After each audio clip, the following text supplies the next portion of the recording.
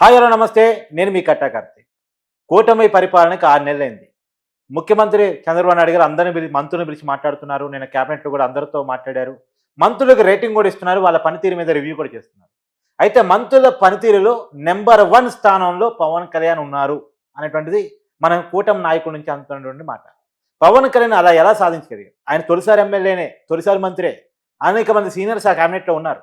అనేక దశాబ్దాలుగా రాజకీయ జీవితంలో ఉన్నవాళ్ళు ఆ క్యాబినెట్‌లో ఉన్నారు. కానీ పవన్ కళ్యాణ్ ఆ ఘనతను ఎలా సాధించగలిగారు? చంద్రబాబు మనసుని ఎలా దోచేయగలిగారు?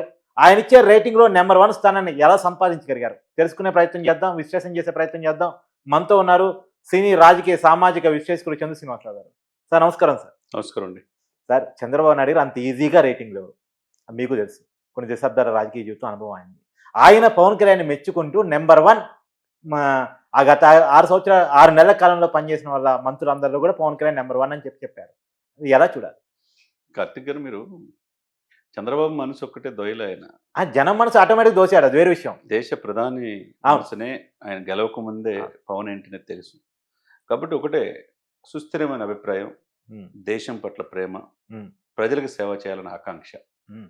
ఇవన్నీ ఉన్నవాళ్ళు రాజకీయాల్లో సక్సెస్ అవుతారు. హ్మ్. కసి ఉండాలా, ఓర్పు ఉండాలా, నేనెప్పుడూ మీకు చెప్పేటట్టు నేర్పు ఉండాలా, చేర్పు ఉండాలి. అన్నిటికీ తెగబడి రాజకీయాల్లోకి రావాలా. ప్రజలకి ఏదైనా సేవ చేయాలి. తను చనిపోయేలోపు, తను చనిపోతే లక్షలాది మంది కన్నీరు పెట్టే ఆ ఇది ఉన్నప్పుడే నిజమైన నాయకుడు అని గుర్తింపు పొందుతారు. అంతే గదా! అంతే. ఉన్నప్పుడు లక్షల కోట్లు సంపాదించుకుంటే ఎవరు గూడా విశ్వసించరు. అంటే ధనం కోసం పనిచేసేవారు కొంతమంది, జనం కోసం పనిచేసేవారు మరికొంతమంది. అదే జనంలో నుంచి వచ్చిన నాయకుడే పవన్ కళ్యాణ్ గారు. జనం కోసం పనిచేసే నాయకుడు పవన్ యెస్. కళ్యాణ్. యెస్. నేనేమంటానంటే దశాబ్దం పైన ప్రజల్లో ఉన్నాడు. హ్మ్. ఎక్కడ ఎమ్మెల్యే కాల. వైసీపీలు విమర్శించినట్టుగా ఒక కార్పొరేటర్ స్థాయి కూడా గెలవలేడు. బొత్స గారైతే విమర్శించినట్టుగా ఏదో గెస్ట్ లెక్చరర్‌గా వస్తుంటారు. సినిమా వాళ్ళు రాజకీయాల్లో సక్సెస్ కారన్నారు. ఆ బొత్స అని ఇప్పుడు జనసేనలో జాయిన్ అయ్యేటట్టున్నారులెండి. అంటే ఇక విధి ఎలా ఉంటదో అవును. చూడండి. ఆయన ఎక్కడ గూడా అదర్లా, బెదర్లా సమకాలీన రాజకీయాల్లో పవన్ అనేది ఒక శకం. అవును. ఆ పవన్ కళ్యాణ్‌ని నెక్స్ట్ నేను మొన్న గూడా చెప్పా. పాఠ్యాంశాలు పాఠ్యపుస్తకంలా రాబోయే జనరేషన్ అవును. చదువుకోబోతారు. The best psychologist, be the yes. Politician. Yes. Yes. ఎందుకంటే సమాజాన్ని చదివాడు. హ్మ్. ఎక్కువ చదువుకోలా. తన ఇంటర్‌ని విమర్శిస్తుంటారు. తన అసెంబ్లీ గేట్ దాటనివ్వన్నారు. వాళ్ళ ఇంటి గేట్ దాటి వాళ్ళు రాలేకపోతున్నారు. ఆయన ఎవరైతే అన్నారో అందరూ గూడా దేశం సరిహద్దులు దాటి ఎళ్ళిపోయారు. కొంతమంది పారిపోయారు. ఒక్కళ్ళు గెలిచారా అతన్ని విమర్శించినోళ్ళు? ఎవరు లేరు. ఎవరు ఎవరు లేరు లేరు. గదా! కాబట్టి రాజకీయాల్లో మీరన్నట్టుగా ఒకటి చంద్రబాబు నాయుడు మనసులంటే 4.5 దశాబ్దాలన్న చంద్రబాబు నాయుడు గారికి పవన్ కళ్యాణ్ గారి ఆలోచనల పట్ల ఆశ్చర్యచకితులవుతున్నాడు. అవును. 1136 గ్రామాలు 13,336 గ్రామాల్లో గ్రామ సభలు పెట్టినప్పుడు నాకే రాలేదు ఈ ఆలోచన ఎట్లొచ్చింది పవన్ గారు అన్నాడు. అవును. వాళ్ళిద్దరి మధ్య అన్యోన్య ఇది చూస్తుంటే ఒక ఒక అన్నదమ్ముల్లాగా, ఒక తండ్రి కొడుకుల్లాగా ఉంది. మనం ఎప్పుడైనా చూసామా? సరి సమానంగా తన పక్కన సీటేసుకొని కూర్చోబెట్టిన తన ఫోటో పక్కన ఫోటో ఉంటుందంటే, సమకాలీన రాజకీయాల్లో 4.5 దశాబ్దాల అనుభవం ఉన్న వ్యక్తి, ఈ దేశానికి రాష్ట్రపతి అబ్దుల్ కలాంని అందించిన వ్యక్తి, లోక్‌సభ స్పీకర్ బాలయోగి గారిని ఒక దళితుడిని స్పీకర్ చేసిన వ్యక్తి, ఈరోజు పవన్‌ను చూసి నేర్చుకుంటున్నాడంటే, దాన్ని బట్టి మనం అర్థం చేసుకోవాలి. అవును. పవన్ కళ్యాణ్ ఎప్పుడు కూడా ఏంటంటే, ఎవరికీ భయపడే వ్యక్తి కాదు. రూపాయి సంపాదన మీద ఆశ లేదు. అవును. మీరిప్పుడన్నట్టుగా ఆయన నంబర్ వన్నే. అప్పుడు ఇండస్ట్రీలో తీసింది 4, 10 సినిమాలు కూడా తీయలా. 40 అవును. కూడా తీయలా. హ్మ్. ఇప్పటికి పగులు ప్రభుత్వపరమైన ఉద్యోగం చేస్తున్నాడు. అవును. ఉద్యోగుల కంటే ఎక్కువ కష్టపడుతున్నాడు. అవును. మంత్రిగా, డిప్యూటీ సీఎంగా రాత్రిపూట షూటింగ్‌లు చేస్తున్నాడు. అవును. కోట్లాది మంది అభిమానులు కూడా ఉండరు గదా! అంటే తన షూటింగ్ తన పనికి అడ్డు కాకూడదని చెప్పేసి పగలు పని చేస్తున్నాడు. నైట్ షూటింగ్ చేస్తున్నాడు. ఇతను బాగా సక్సెస్ కావడానికి ఏంటంటే, మీరు ప్రధానమైన శాఖలు హ్మ్.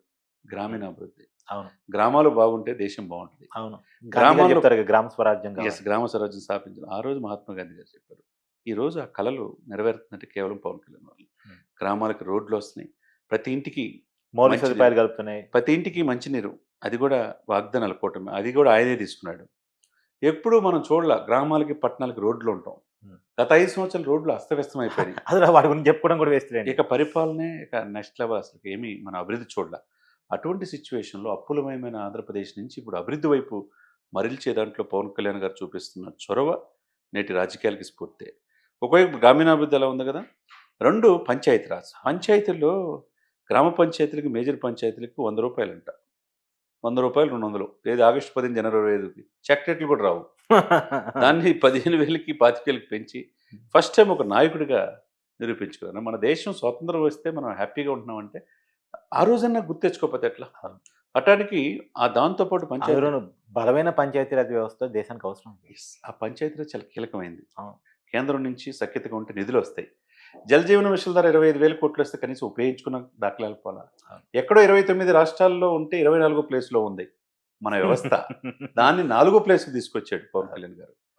సెంట్రల్ మినిస్టర్స్‌తో 7 మినిస్టర్‌ని కలిసాడు. రాత్రిపూట ఉప రాష్ట్రపతితో భోజనం చేశాడు. పొద్దున్నే ప్రధానమంత్రి కలిసాడు. 7 ప్రాజెక్టులు తెచ్చాడు. అర్థమైందండి? 142 కోట్ల ప్రాజెక్టు అఖండ గోదావరి ప్రాజెక్టుతో పాటు రెండోది గండికోట ప్రాజెక్ట్ తీసుకొచ్చాడు. ఇవన్నీ కట్ చేస్తే ఒక ఎత్తు అయితే అడవులను సంరక్షించాడు. పుష్పరాజుల్ని మోకాళ్ళ మీద నుంచోబెడుతున్నాడు. ఎక్కడ నేపాల్ బోర్డర్ వెళ్ళినా తెప్పిస్తున్నాడు. మనం చూసాం. సుబ్బరాయుడు లాంటి వాళ్ళకి ఫ్రీ హ్యాండ్ వస్తుందంటే అడవులను సంరక్షిస్తున్నాడు, పర్యావరణాన్ని కాపాడుతున్నాడు, సైన్స్ అండ్ టెక్నాలజీ యువత నేర్చుకోమంటున్నాడు. అవును. Next level. ఇవన్నీ ఒక ఎత్తు. ఇవన్నీ ఒక ఎత్తు అయితే పవన్ కళ్యాణ్ జాతీయ రాజకీయాలు ఎలా ఎమర్జ్ చేయడం అనేది రెండు ఎగ్జాంపుల్ చెప్తా. హిందూ సనాతన సాంప్రదాయాన్ని కాపాడాలి, దానికి ఒక బోర్డు కావాలని చెప్పి మీకు నాకు ఆలోచన రాలేదే? చాలామంది హిందూ భావజాలం ఉన్న వాళ్ళకి, స్వామీజీలు, పీఠాధిపతులు, మఠాధిపతులకి, హార్డ్ కోర్ ఆర్ఎస్ఎస్ వాళ్ళకి కూడా ఆలోచన రాలేదే? ఆ వ్యక్తికి ఎందుకు వచ్చిందంటే దేశం పట్ల ప్రేమ. 145 కోట్ల జనాభాలో 100 కోట్ల మంది పైన హిందువులు ఉన్నారు, 80%. మరి ఎవరు కూడా హిందువుల మీద దాడులు జరుగుతుంటే, గుడులు పగలగొడుతుంటే ఆ రోజున మన బ్రిటిష్ వాళ్ళని ఏమని లేకపోతే ఇప్పుడు కూడా అనలేకపోతే ఎట్లా? ప్రశ్నించాలి కదా. ఆ రోజున హిందూ సనాతన సాంప్రదాయాన్ని ఎత్తుకోబట్టి ఈరోజు దక్షిణ భారతదేశాలే కాకుండా దేశం మొత్తం యావత్తు పవన్ పట్ల చూస్తున్నారంటే మహారాష్ట్ర ఎలక్షన్ మహారాష్ట్రలో తెలిసిందిగా పవన్ కళ్యాణ్ ఏంటనేది అర్థం చేసుకోవచ్చు. అదొకటి. తనే ఎందుకు చేయాలా? ఒక చిన్న స్టేట్మెంట్తో తమిళనాడు వణికిపోయింది. అదే 11 రోజులు పాయచేత దీక్ష చేసుకుని కాలినడకన వెళ్ళాడు సార్. అవును. ఈ రోజు మన్యంలో పాడేరు, అరకు అవి రెండే ఎస్టీ కాన్స్టిట్యూన్స్ వైసీపీకి ఉన్నాయి. అరకు ఎంపీ కూడా వైసీపీ ఉండదు. వైసీపీ కదా గెలిపించింది అక్కడ అని చెప్పి వదల్లా. అక్కడికి వెళ్ళి జోరున వర్షం, భారీ వర్షం పడుతుంటే కాలినడకన చెప్పులు లేకుండా నడుస్తున్నాడు అక్కడ. అదే నేను ఏదో వింటున్నా, అరకు ఎమ్మెల్యే టీడీపీలోకి వస్తున్నాడు, పాడేరు ఎమ్మెల్యే జనసేనలోకి వస్తున్నాడు. సరే, ఏదైనా జరగవచ్చు. ఉత్తరాంధ్ర మీద ఇప్పుడు దృష్టి పెట్టాడు.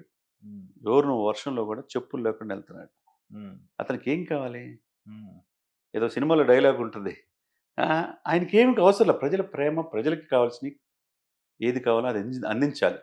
కాబట్టి స్థిరమైన అభిప్రాయాలు ఆయన ఎప్పుడు కూడా ఈ 6 నెలల పరిపాలనలో ఏ అనుభవం లేకుండా, నేను ఒక ప్రిన్సిపల్ సెక్రటరీ, ఒక ఐఏఎస్ ఆఫీసర్ నాకు తెలిసి ఉంటే మాట్లాడితే మనం వెళ్ళినప్పుడు, మేము దాదాపు 10 సంవత్సరాల నుంచి చూస్తున్నామండి ముఖ్యమంత్రిని. ఇంత సబ్జెక్ట్ ఉన్న వ్యక్తిని మేము చూడలేదు.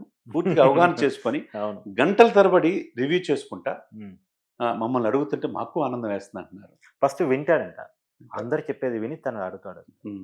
కాబట్టి మీరు అన్నట్టు 6 నెలల్లో టాప్ 5 తీసుకుంటే కనుక నెంబర్ 1 ఎప్పుడు కూడా పవన్ కళ్యాణే ఉన్నాడు. నెంబర్ 2 లోకేష్ తండ్రికి తగ్గ తనయుడిగా దేశ విదేశాలు వెళ్ళి గూగుల్ కావచ్చు, ఎలన్ మస్క్ కావచ్చు, ఇవన్నీ కూడా ప్రాజెక్ట్స్ తీసుకురావడానికి ఆయన వంతు శ్రమ చేస్తాడు. నెంబర్ 3లో నిమ్మల రామానాయుడు ఉంటాడు, ఎప్పుడు జలవనరుల శాఖ మంత్రి. తర్వాత సత్యకుమార్ లాంటి వాళ్ళు ఉన్నారు. ఇటువంటి చాలా మంది రాజకీయ ఉద్దండులు. దాంతోపాటు నాదెండ్ల మనోహర్ సివిల్ సప్లై ఎప్పుడు కనిపెట్టుకొని ఉన్నాడు. జనం అంటే కమిట్మెంట్ సార్. కాబట్టి మిగతా మంత్రులకు కూడా పవన్ స్ఫూర్తిగా ఉంటున్నాడు.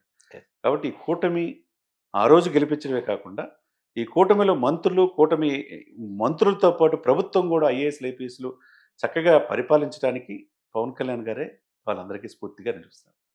థ్యాంక్స్. Thank you.